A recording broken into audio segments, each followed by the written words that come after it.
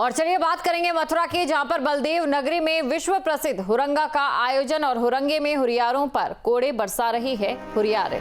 ब्रज के राजा बलराम जी की नगरी में आज भी होली है। अबीर गुलाल के बीच यहां पर इंद्रधनुषी हुरंगा हो रहा है।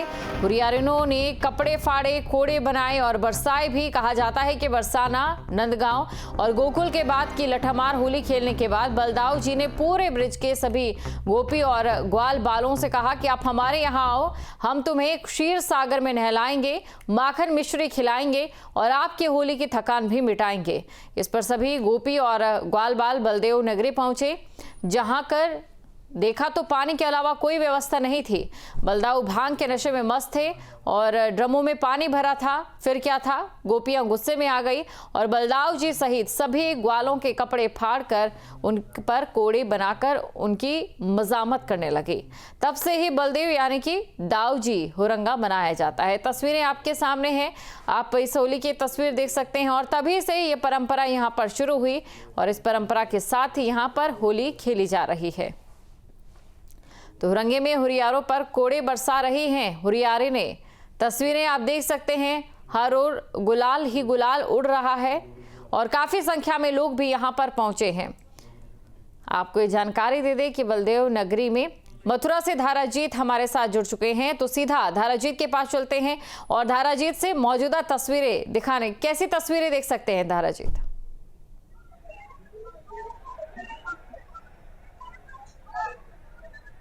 देखिए, इस वक्त हम बलदाऊ की नगरी बलदेव में हैं और अब हुरंगा धीरे धीरे यहाँ समाप्त हो गया है। कुछ मंदिर से जुड़े जो सेवायत है वही यहाँ पर दिखाई दे रहे हैं। देखिए, ये तस्वीर है बलदाऊ के नगरी बलदेव के उस मंदिर प्रांगण की है, जहाँ पर अभी विश्व प्रसिद्ध हुरंगे का आयोजन किया गया था। यही इसी प्रांगण में तमाम जो सेवायत थे वो यहाँ पर दिखाई दे रहे थे, किस तरीके से होली खेल रहे हैं। और जो हुरियारिन है वो हुरियारों के कपड़े फाड़ती है और उनके नंगे बदन पर कोड़ों की बारिश करती है। अब ये तस्वीरें आपको दिख रही होंगी कि किस तरीके से जो हुरियारे हैं उनके तन पर वस्त्र नहीं है और हुरियारिन लगातार उनके जो तन है उस पर लगातार उस कपड़े से कोड़ा बनाकर बारिश करती है। तो ये द्वापर युग की परंपरा है और ये पूरा प्रांगण ठाकुर बलदाऊ जी की महाराज यानी ब्रज के राजा कहे जाते हैं बलदाऊ जी। और यहाँ पर तमाम बड़ी संख्या में लोग इस हुरंगे को देखने के लिए आते हैं।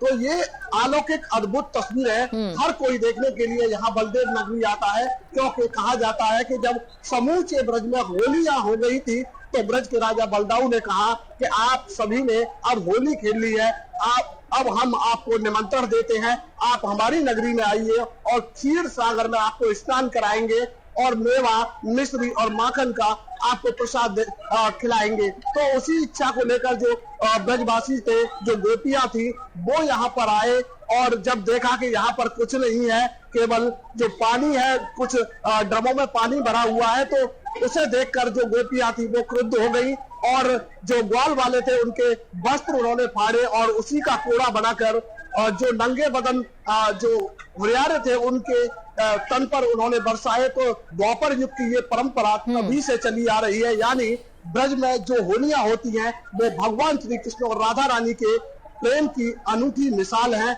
लेकिन बलदाऊ की नगरी में होने वाला हुरंगा बलदाऊ यानी कृष्ण के बड़े भाई बलदाऊ से संबंध रखता है। उन्होंने सभी ब्रजवासियों को बसंत उत्सव से जो होली का उत्सव चलता है वो 40 से 45 दिन तक चलता है। उसमें अलग अलग रंग जो ब्रज के हैं वो आपको देखने को मिलते हैं, लेकिन ब्रज के हुरंगे की तस्वीरें ही कुछ अपने आप में अलग होती हैं। ना तो यहाँ लड्डू की होली होती है, ना यहाँ लठामार होली होती है और ना ही यहाँ फूलों की होली होती है। यहाँ केवल टेसू के रंग यानी जो केमिकल के रंग होते हैं उसका यहाँ पर प्रयोग नहीं होता है। टेसू के जो फूल है वो यहाँ कुंड में गड़ाए जाते हैं और उनसे जो कलर बनता है उसी कलर यानी रंग का प्रयोग यहाँ के जो मंदिर के सेवायत हैं वो करते हैं, ताकि किसी को कोई परेशानी ना हो। ये परंपरा है उनकी, क्योंकि वो केमिकल के रंग से परहेज करते हैं, किसी को इन्फेक्शन ना हो, इसका भी विशेष ध्यान रखा जाता है। ब्रज में लगातार जो होलियां चल रही हैं उसमें भी लगातार देखा गया है कि जो केमिकल के रंग है उनसे परहेज किया जाता है। जो गुलाल है उससे सबसे अधिक जो होली है वो खेली जाती है। यहाँ आपको फूलों की होली नहीं दिखाई देती। जो प्रांगण में जो सेवायत थे, जो मंदिर से जुड़े लोग थे, उन पर ऊपरी मंदिर के ऊपरी हिस्से से लगातार फूलों की बारिश हो रही थी, गुलालों की बारिश हो रही थी। और नीचे जो दृश्य देखने को मिल रहा था वो अपने आप में अलग था, क्योंकि जो हुरियारे थे उनके तन से धीरे धीरे जो गोपियां थी, जो सेवायतों के घर से हैं, वो लगातार उनके वस्त्रों का हनन कर रही, यानी उनको वस्त्रों को फाड़ रही थी, उनका चीर बनाकर, उनको टुकड़ा बनाकर। फिर जब हुरियारों के बदन पर उसकी बारिश कर रही थी और लगातार इस पूरे प्रांगण में जब जो टेसू के फूलों का रंग भरा हुआ था, तो सेवायतों के हाथों में बाल्टियां दिखाई दे रही थी। उस बाल्टी से वो रंग, टेसू के रंग का जो कलर था, वो उन पर उड़ेला जा रहा था। तो अपने आप में अलौकिक, दिव्य और भव्य नजारा इस प्रांगण में दिखाई दे रहा था, क्योंकि ब्रज के राजा के यहाँ इस तरह की होली का आयोजन हुआ है जो अपने आप में अनूठी है। तमाम ऐसी प्राचीन परंपराएं अलग अलग ब्रज में देखने को मिलती हैं। कहीं भगवान श्री कृष्ण के बचपन से जुड़ी कहानी है, तो कहीं बलदाऊ जी की नगरी बलदेव में कपड़े फाड़, इस होली को कपड़े फाड़ होली भी कहा जाता है। होली नहीं, ये हुरंगा है।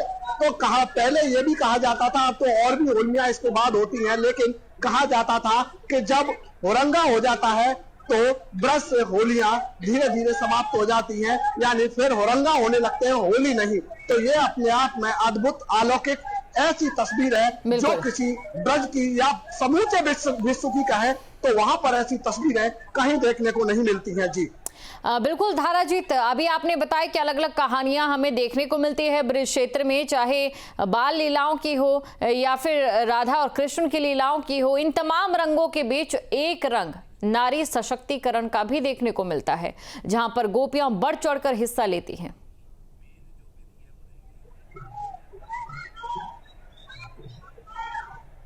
बिल्कुल, देखिए, समूची होलियां बिना गोपी यानी राधा जी के तो अधूरी है। राधा कृष्ण के प्रेम की अनूठी मिसाल है और राधा जी को परम शक्ति कहा गया है। भगवान कहते हैं कि जब राधा जी का भी नाम ना लो तो कृष्ण भगवान भी प्रसन्न नहीं होते। तो सर्वोपरि कहते हैं ना, ब्रज की अधिष्ठात्री देवी राधा रानी जी को कहा गया है, यानी इस ब्रज में अगर कुछ होता है तो राधा रानी जी की मर्जी के बिना नहीं होता है। तो ब्रज की रानी अधिष्ठात्री देवी राधा रानी जी हैं, उन्हीं के सानिध्य में समूचे ब्रज में जो होलियां होती हैं वो होती हैं। और जो अद्भुत नजारा बरसाना में देखने को मिला कि किस तरीके से गोपियां लगातार लाठियों की बारिश करती हैं और जो ग्वाल वाले और जो हुरियारे होते हैं वो उनको किस तरीके से सहन करते हैं, वो अपने आप में अलग ही तस्वीर होती है। तो जगह जगह अलग अलग रंग, कहते हैं ना कि ब्रज में अलग अलग होलियों के रंग देखने को मिलते हैं। और समूचे विश्व की बात करें तो वही गुलाल और गले मिलना, इस तरह की होली होती है। लेकिन यहाँ सांस्कृतिक कार्यक्रमों का मंचन होता है, द्वापर युग की जो परंपरा चली आ रही है उनका निर्वहन होता है, वही अपने आप में अनूठी है, अद्भुत है, अलौकिक है। यहाँ पर भगवान राधा कृष्ण के प्रति लोगों की समर्पण की भावना है, उनके प्रति भक्ति की भावना है, एक आस्था की भावना है, वो लेकर यहाँ दूर दराज से ब्रजवासी तो इस होली में शामिल होते ही हैं, लेकिन समूचे विश्व से लोग इस होली के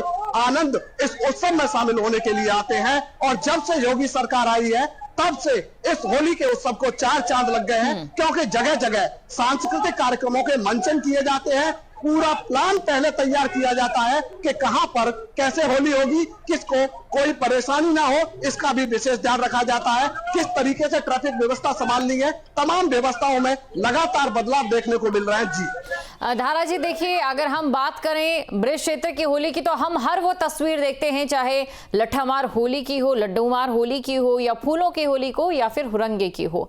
लेकिन इसके पहले की जो तैयारी आप बात कर रहे थे उसके क्या महत्वपूर्ण बिंदु रहते हैं, और तैयारी के बाद जो तस्वीरें आपने दिखाई उसे कैसे आयोजक यहाँ पर समेटते हैं? इसके अलावा आयोजन को लेकर क्या कुछ खास रहता है?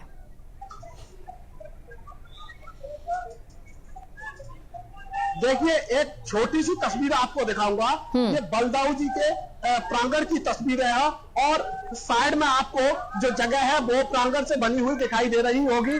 उसमें लगातार टेसू के फूल पहले से ही, यानी 10 से 15 दिन पहले ही डाल दिए जाते हैं और उसमें वो कलर बनकर तैयार होता है और लगातार जो बाल्टियों से कलर भर रहे हैं वो आपको तस्वीर दिखाई दे रही होगी। तो इसी प्रांगण में से लगातार इसी जगह से जो रंग है वो लगातार सेवायत लेते हुए दिखाई देते हैं। तो इसी तरह की तैयारी